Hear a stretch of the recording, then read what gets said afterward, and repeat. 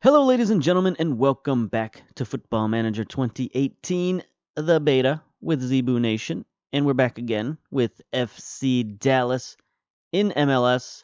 And today, for MLS Corner, we're going to talk about something that's not really MLS specific, but I'm running out of topics. So we're going to talk about tactics. That seems to be the vogue these days. Everybody's talking about their tactics, showing off said tactics. And I'm going to do the same thing right here. Now, typically, I like to run the diamond formation with two strikers up top, an advanced playmaker here to sort of serve as the facilitator, and then, the rest of the diamond and the four defenders at the back. But this year, I don't really have the strikers to use the diamond formation. You need two really good strikers and you need two really good backup strikers in order to run the diamond formation, in my opinion. That's what makes it run. That's the heart of the diamond formation, is those two lead strikers up top scoring all kind of goals for you. Because anyway, we won't get into the diamond formation. We're not here to talk about the diamond formation. We're here to talk about my second favorite formation, which is the 4-1-2-3 DM wide. It's not quite as snappy a name as the diamond formation, which is why I kind of call it the Burning Man formation. Sometimes I refer to it as that. If you watched any of my videos from last year, you may have heard me call it the Burning Man formation because it kind of looks like that weird Burning Man statue that they light on fire every year at said festival, Burning Man Festival. Anyway, what this formation utilizes is it utilizes the defensive principles of the diamond formation, but then up top it has two wide players instead of two narrow players. So that's where it gets the wide portion. And how this functions is that you have the core of your team right here in the middle. You have your two central defenders and your defensive midfielder. These guys are the rock of this formation. They're the garbage men. They sit back, they pick up the trash, is what they do. You have your central defenders sitting back in defensive center back roles. That means they pretty much stay back. They don't go forward too much. They don't get into the action. They don't get excited. They stay in their positions and they stay where they're at. And the same with your defensive midfielder. Now, your defensive midfielder stays a little bit higher up from them, and he serves two purposes. Defensively, he serves as a sweeper. He just sweeps back and forth in front of this defensive line. And he really goes side to side. Whichever side the ball goes, that's where the defensive midfielder goes. And he really, locks things down. He's a very important player. But the other purpose he serves is on offense. He sits there like a stone in the midfield. Just sits right there in the circle. And any ball that's cleared by the defense down the middle, he handles it. He grabs it and he resets the offense. So he's kind of like a backstop for your offense, and he'll give you second chances. It's like a rebounder in basketball. You need that guy who can, if you miss a shot, if you miss a possession, you need that guy who can get you extra possessions. And that's what this defensive midfielder does. Then the other guys you have your other central midfielders. And the diamond formation is a really central midfield focused formation, which is one of the reasons I'm not running it this season, is I don't have a ton of central midfielders. So because I'm not running the diamond, I'm able to pull some of my advanced midfielders and pull them back and use them as central midfielders. But what that does in this formation, as opposed to the diamond formation, is it leaves a gap up here. It leaves a gap in the final third, as they call it, down the middle. So in order to make up for that, I have one player, usually the player on the right-hand side, and we'll talk about why in a moment. But we have him play the advanced playmaker role in attack, or some sort of advanced role in the attack. Maybe you want to use a box-to-box midfielder, which is an okay role, but it's not too great in this formation because he'll he'll get all mixed up with the defensive midfielder because he's going back and he's going forward, and that's not great. Some of the other roles you could use here is you could use the roaming playmaker. That's fine. The Mazzala, which he gets forward and rolls into channels. That's one of the new new positions, or the new, I guess it's a position. The new positions this season. That would be a good one to use in this formation as well. The player I've got isn't very good at that, so I keep him in the advanced playmaker role, and I put him in the attack role so that he runs through this channel up front, and he basically acts like an advanced playmaker, or an attacking midfielder, I should say. The other guy, you can kind of do what you want with him. You can have him be a deep-lying playmaker. You can have him be a ball-winning midfielder like I've got right here, or you can have him be the Carrilero, which is interesting. That's one of the other new formation or new positions this year. And the Carrilero is kind of like the Mazzala, except where the Mazzala goes forward, the Carrilero goes sideways, and he goes towards the outside and gives your team a little bit more width. Now, the reason why I have the guy on the right go forward and the guy on the left either stay back or go side to side is because of the two wingers. The two wingers have different tactics. Now, you can change this up, obviously, depending on your players, and you can flip-flop these either way. But I like to have one winger in attack so that he gives us a second attacker moving forward, and then I like to have the other winger in an inside forward. So again, that moves him into this empty zone up here, because he'll take the ball and he'll cut inside, cut this way towards the goal, towards the striker at the center of the field. And that will sort of give us players in this middle third to make up for the fact that we don't have an advanced midfielder. So that's the basic offensive premise. We then have the striker, of course, up front, and his job, I usually have him play the advanced forward or the complete forward. But you can put other roles in there. You can put target man, kind of. If you have both your wingers on attack, you can put a target man up there. But really, you want some kind of attacker. A poacher even could work. If you run a control system, you can put the poacher up there. But I prefer either complete forward or advanced forward. And like I said, that's the basis of the attack. The advanced playmaker getting into channels, the inside forward cutting in, the attacker on the right side going wide and, playing some kind of attacking role, and then the advanced forward going to the goal. But that's not the end of the offense. There's also these two guys we haven't spoken about yet, the fullbacks. And you can, if you want, you can just keep your fullbacks back, have them be defensive fullbacks, or have them be fullbacks in defense, or wingbacks, whatever you want. It's not that imperative. But if you want to add a little extra spice to this offense, add a little extra spice to this formation, on the right-hand side, you put your fullback in support so that he moves up into this wing here and basically gives you another winger, a winger on the right side. And his job is to act kind of like the defensive midfielder, where any ball that comes back on rebound, he stops the ball there at midfield. Or he's also there to support this attacking winger, to get the ball forward to this attacking winger, maybe even throw a few crosses, long crosses into the box towards the advanced forward. And then on this side, on the side where you have the inside forward, put your other fullback on attack, because that will send him screaming down the sideline all the way up here, all the way up into this final third area. And he'll send low crosses across. What this is designed to do, it's designed for the inside forward to dive in and take the defenders with him, right? The fullback will go with him. Maybe he'll keep the defensive midfielder occupied.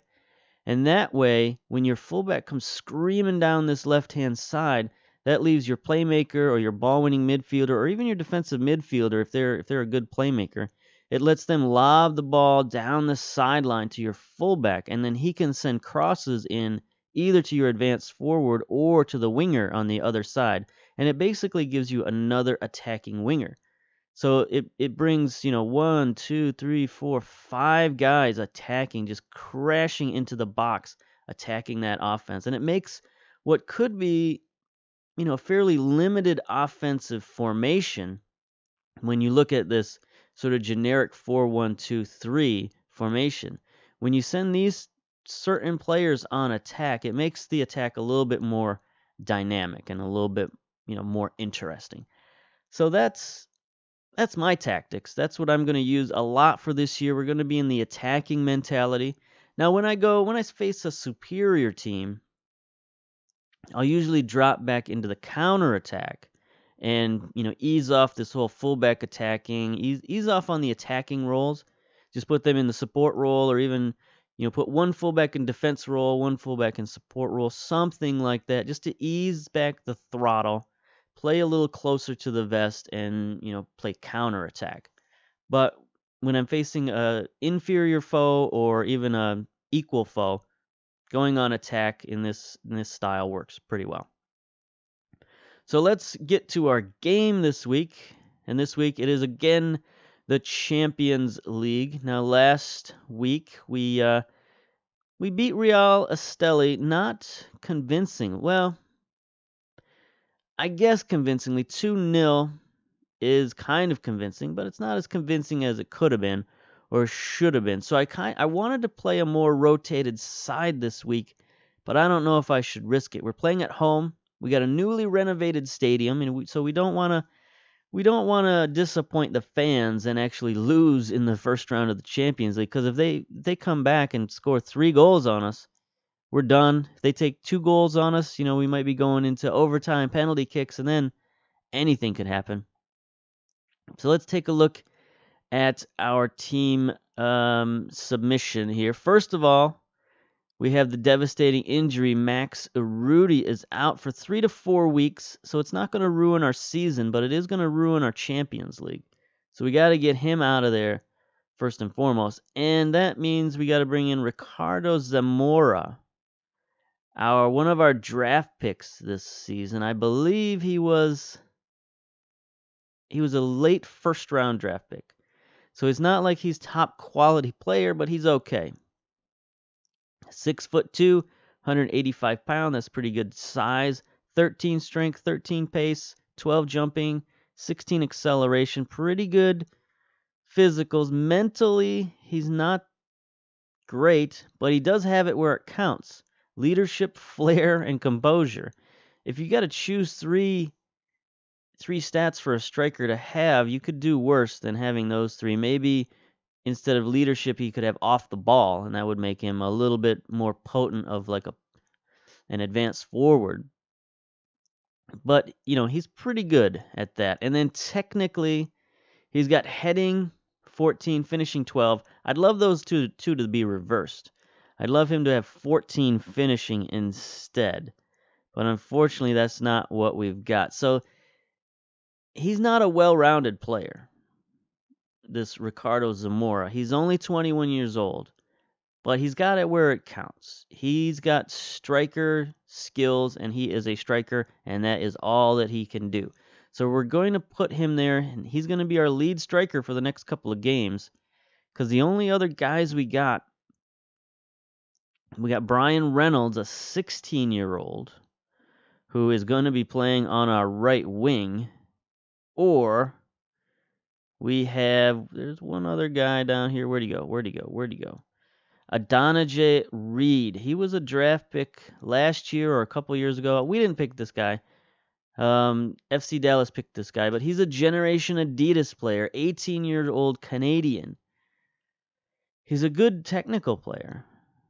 At least better than Zamora. But he doesn't have composure. 5 composure. A striker with 5 composure is not very good. He's only 5'5", 136 pounds, 8 strength. So this is not the kind of guy you want as your lead striker, but he's our only other option right now, so we're going to have him on the bench. Now the question is, how many reserve players do we put in there? I don't know.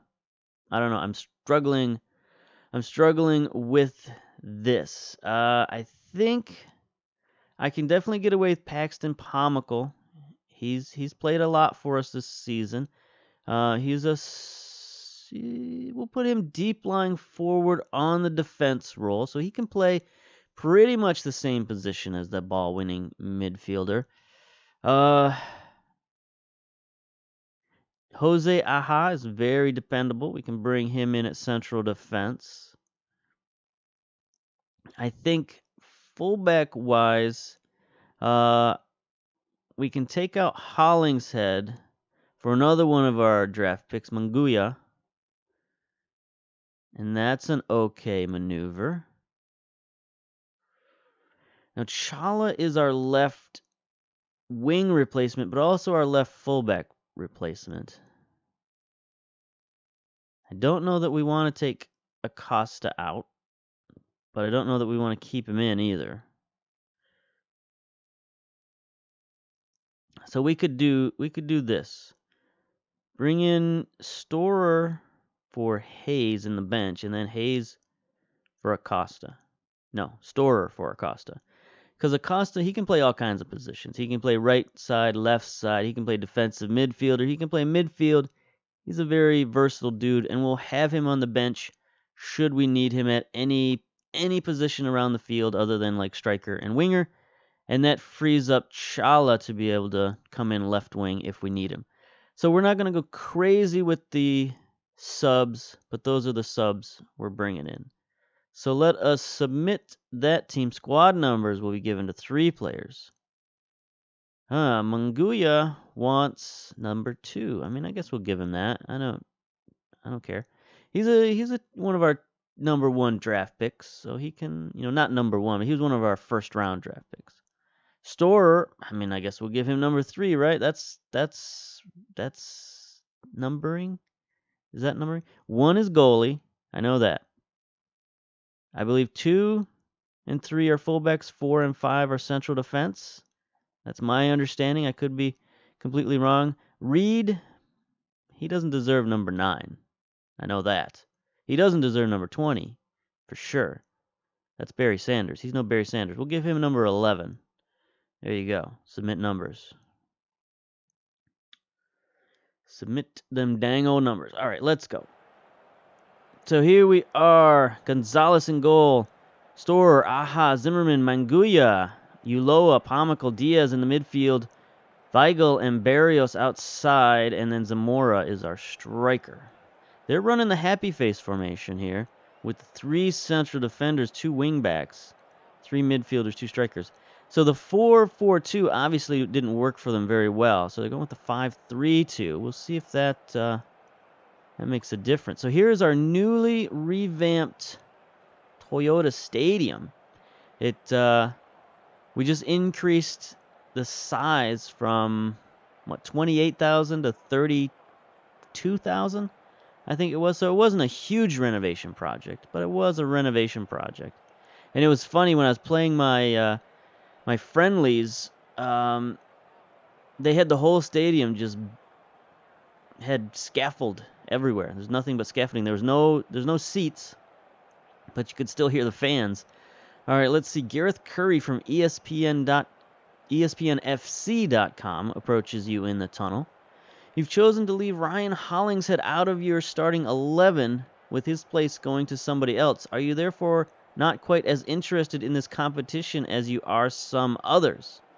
Ouch. It's a long season and rotation is necessary. Ryan is a good player, blah, blah, blah. All right. Is complacency a worry for you? No, I hope not. The side will take nothing for granted. I can assure you of that. So here we are. Look at the stands packed. The new away stands. That's what we were building. We're building some new away stands. They are not quite as packed, but we seem to be wearing the same jerseys as last time. That's interesting. So they apparently use 1 jerseys. There's Zamora, our new guy, getting targeted for the first time. We kept it in as Manguria playing that role. Barrios tries to cross.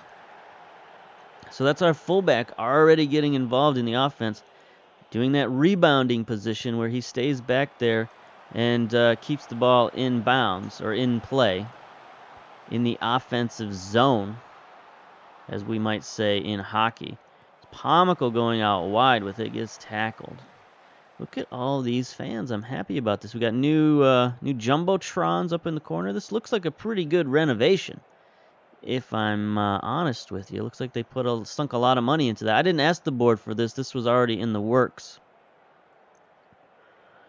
So here's Estella on the move here. Herrera up to Pagano.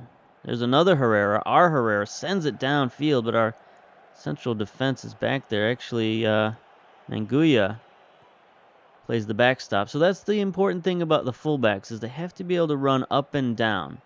Here's Weigel now. He's supposed to be getting inside. He's not really a natural inside forward.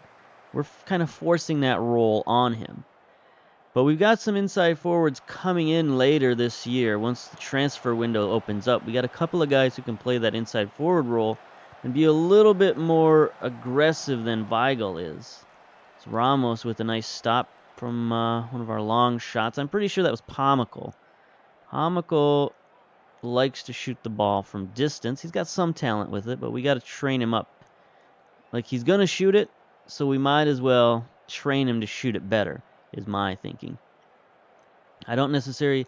If a player has, like, an offensive sort of mindset, I'm not one of those coaches who tries to dissuade him of that mindset, tries to, like, punish him and coach him out of it and say, don't do that. I would prefer to be the kind of coach who says, if you're going to do it, you need to do it pretty well, so let's improve on that. So every year, I try to train him up for a couple of months on kicking at distance and just some sort of offensive talent, because he seems to be an offensive player, so that's fine. Diaz gets it to Barrios. Barrios takes a shot. There it is. There's our first goal. So we're probably going to take Barrios out, not this early, but we're going to take him out at some point, because the last thing we need is to lose him and Urruti. So here's the upper view. Diaz to Barrios. Just a good shot. Just beats the goalkeeper, no problem. This is... my brain is not working right now. That is the data analyst view. Yes, I'm thinking. Words. Works. All right. 20 minutes down. We're already 1 up. This is looking good. So next round is when the Champions League is going to get tougher. We're probably going to face... It's always a crapshoot when it comes to the North American Champions League, because you're going to run into a Mexican team one of these rounds.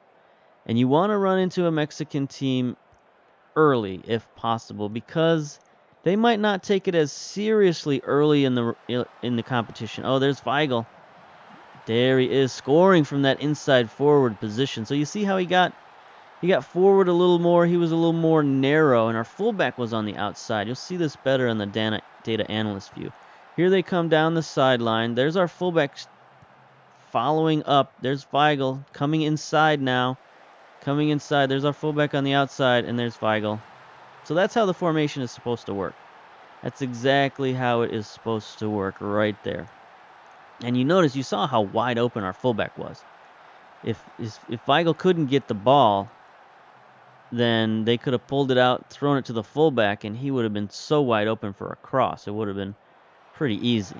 All right, so here is a counterattack now, maybe. No, Weigel can't win it. But there's Storer sending it forward. And Weigel, he can still act as a regular winger. He still gets out there. There's Zamora, the rookie striker, no good. But Weigel can't handle it.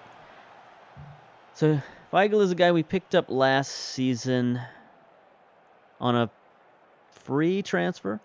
He had lost his job in Germany, and we picked him up, brought him over here. So he's not the best player in the world. He's more of a reserve player.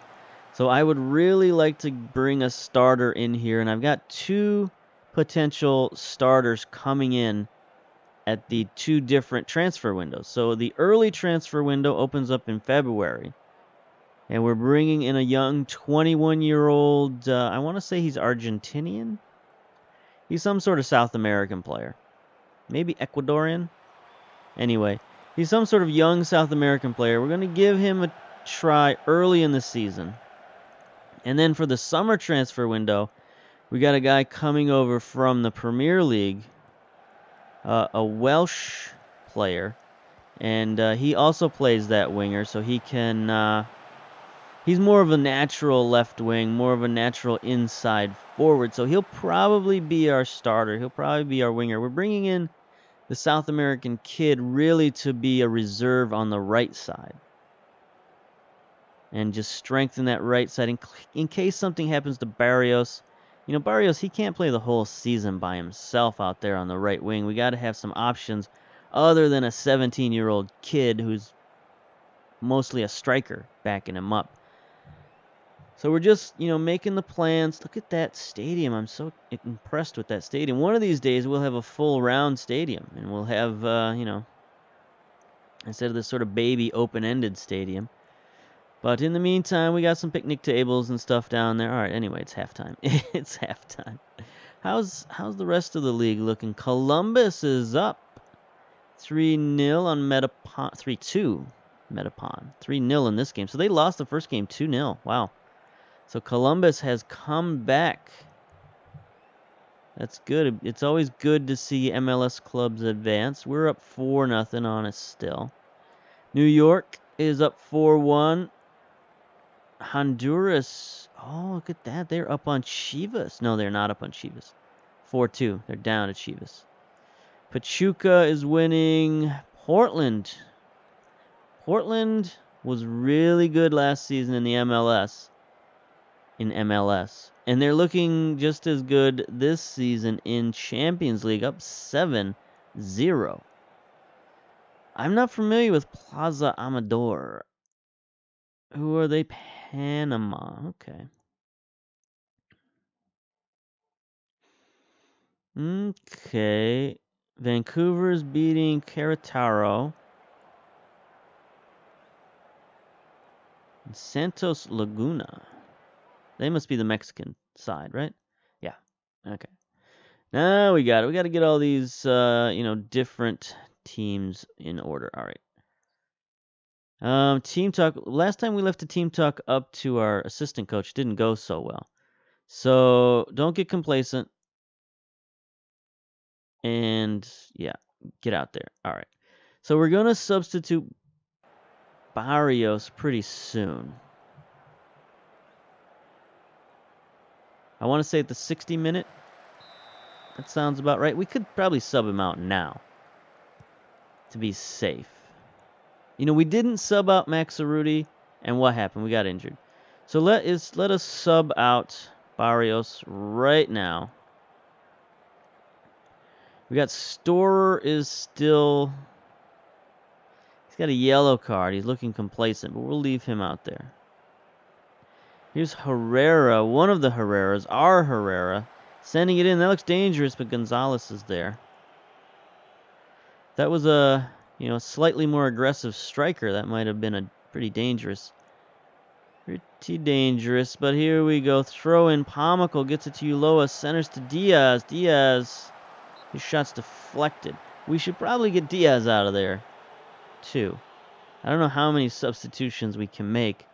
Here's Ulloa, sends it in. Looks like Pomical's going to rescue it, restart the offense. Gets it to Ulloa. We don't really want Ulloa hanging out there on the back. We want him playing that defensive midfielder role, playing the backstop role. Here's Weigl. His cross is deflected, and looks like Campos is going to get there for Esteli. All right. So there ends the highlight. 48 minutes down. Manguya throws it into Reynolds. Those two should not be on the same side of the field. No, Reynolds is our new substitute at right wing. Okay, so that's fine. I thought he was the fullback on the other side. I'm still getting used to these new names. We got 5 new draft picks that we gotta get ready to remember where all these American style names are located. Storer on the left wing. There's Diaz, Weigl. We got a lot of different nationalities out there. Got to remember all these names. Nice cross. Zamora can't get to it. Diaz out wides to Reynolds, forward to Zamora with the header. He's got 14 heading, so, you know, maybe he can score some goals with his head this season rather than his foot. We'd prefer him to do both, but hey, what are you going to do? All right, at the 60-minute point, we're going to take Diaz out. Bring in one of our other midfielders. He crossed it to nobody. Nobody really made a run there. I kind of want to tell these guys to show some passion, but at the same time, there's no need. We're up 2-0, 4-0 aggregate. It's not really time to be yelling to people, yelling to them about passion. Diaz, Weigl. He goes too wide. We need him to cut inside. Inside forwards go inside. Here's Reynolds with the shot. So the one good thing about having a modified striker out there on your right-hand side is that he can score goals. We saw Barrios score a goal from that same position, and that's why I like that winger to be on the attack. Because look at where he is. He's basically in a striker position. He's playing right up there, even with our attacking forward, and scoring goals. That's 2 goals from that position. So that's pretty good. All right, we're just about to the 60-minute mark. We're going to take out Diaz. Ring in... I didn't... I didn't leave any of my youngsters on the bench to bring them in later, unfortunately. So my only choice, really, would be to bring in Acosta, which I would kind of like to lose even less than Diaz in many, many ways. So I think we'll just leave him out there. He's got a great rating, 8.3. So as long as, you know, there is something to be said. As long as you're confident, then you're less likely to get injured, right? If you play confidently, you're less likely to get injured than if you play hesitantly. That's certainly the way in American football. I assume that's similar in everybody else's football. And in sports in general. There's Weigl getting tackled. Now, there's always that. There's always some stuff that you can't... Oh, that's a penalty. Nice. Paxton Pomical. The youngster is taking it, stepping up. That's interesting. With Diaz still on the field, Pomical takes it. And he scores. Good job. The youngster. I mean, it's hard to call him a youngster now. He's been on the team, it seems like forever, even though we've only played 1 season. It still seems like he's been on the team forever. The wily veteran at 17 years old. Does that mean my set pieces aren't set up? I don't know. We'll check that at a later date. There's Storer with the throw in. He's got that yellow card. We could think about getting him out of there. Roja loses it. Diaz now brings it down. Sends it forward to Zamora. Does he get a goal? Nope. No goal for the young striker. That was a good attempt. Nice pass from Diaz. Adding to his rating. Now he now has an 8.8 rating. Killing these guys. Manguya to Diaz. Back to Diaz. Centers to Pomical. Can he get his second goal? Left foot, no. Reynolds, no. Pomical tries again. Like I said, he likes taking those shots. Just has to get a little bit better at it. He's sporting an 8.1. Diaz is up to a 9 rating. So we're really killing these guys. Weigl, 8.8. Everybody on the team is above a 7. The lowest rating on the team is 7.2. So we are killing these guys. 77 minutes down. So like I was saying earlier, we got a Mexican team possibly, or another MLS team. It's always the choice. Do you want to play against a more familiar foe, a foe that's more likely to be on your level of MLS? Or do you want to take a chance at playing a Mexican team early so that maybe they don't take the competition as seriously. Right? If you play them late, they're going to look and say, well, we got a chance to win this thing, so let's play our whole team. But if you play them early in the competition, they might say, well, we still got 2 more rounds to go, so it's not time to get serious yet. It's not time to get serious until, the finals or the semifinals. So you can play them in the round of 16, or if you can play them in the round of 8, then maybe you got a better chance than if you play them in the round of 4 or the round of 2. All right, 89 minutes down, 2 minutes of stoppage time. Cruising to another victory. I'm very excited we got to see the new stadium, and all the scaffolding's been taken down. I mean, it's not a new stadium, it's just a very, very nice renovation. I'm happy about this renovation. Now, does this look anything like the real FC Dallas? I don't think so. I have seen the real FC Dallas stadium on television, but I honestly can't picture it in my mind at the moment. I know there's red everywhere, and so they got that part right. But other than that, it's just a pretty generic stadium. It's not a football stadium. It is a soccer stadium, so it's got that going for it. But it is kind of generic. And that's one thing a lot of the old school owners in MLS are a little worried about. They're a little concerned about. All these new teams coming into the league are getting all these fancy new stadiums, Orlando City just got a brand new stadium. It's like the talk of the league last year until Atlanta came in and they got their brand new state-of-the-art stadium. Now they got to share their stadium with the Atlanta Falcons, but the owner, owns both the Falcons and Atlanta United, so he built that stadium with the soccer team in mind. So it like transforms into a soccer stadium and then transforms back into a football stadium. And so all these old school owners, like with FC Dallas, are looking around saying, we got this kind of generic stadium. We got flagging attendance. We got, we don't have the fan bases that are just going wild like in some of these new places. So they're getting a little jealous, and I think there's going to be a little bit of a stadium arms race in the near future for MLS. We'll keep an eye on that. All right. So there we go. We have won our round. Defending champs Pachuca. Let's see the results here. Columbus wins 3-2, so they advance. FC Dallas wins 6-0. New York 4-1. Chivas 4-2. So that's one of the Mexican sides going through. Pachuca 8-0. Portland, not to be outdone, 9-0. Vancouver 4-3 over Querétaro. And then,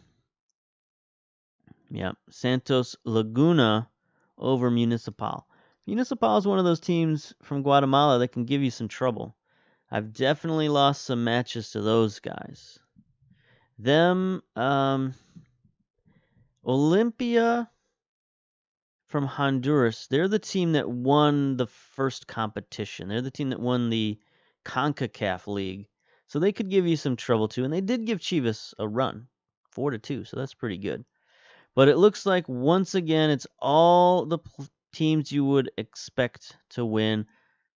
The 4 U.S. teams, the 4 Mexican teams make it to the next round. So for all, Plaza Amador, are they Mexican? No, Panamanian. All right. So yeah, the everybody you'd expect to make it are the teams that make it. So we'll look for our next round. When is our next round? That's a good. Portland. Quarterfinal first leg, February 21st. All right, so they do already have the matchups. New York versus Pachuca, FC Dallas versus Portland. Honestly, the way Portland's playing right now, I think I'd rather play Santos Laguna or Chivas. Definitely not Pachuca. But I think the top 2 teams in this competition might actually be Portland and Pachuca. So we are playing an MLS side, which you could say is okay. But it's Portland, and they're playing really well right now. They won the league last year. They look to be one of the strong teams this season. So in our next episode, we'll take a look. We'll take a look at Portland and see what they're all about. So until then, I guess we'll see you later. Yeah. Bye bye.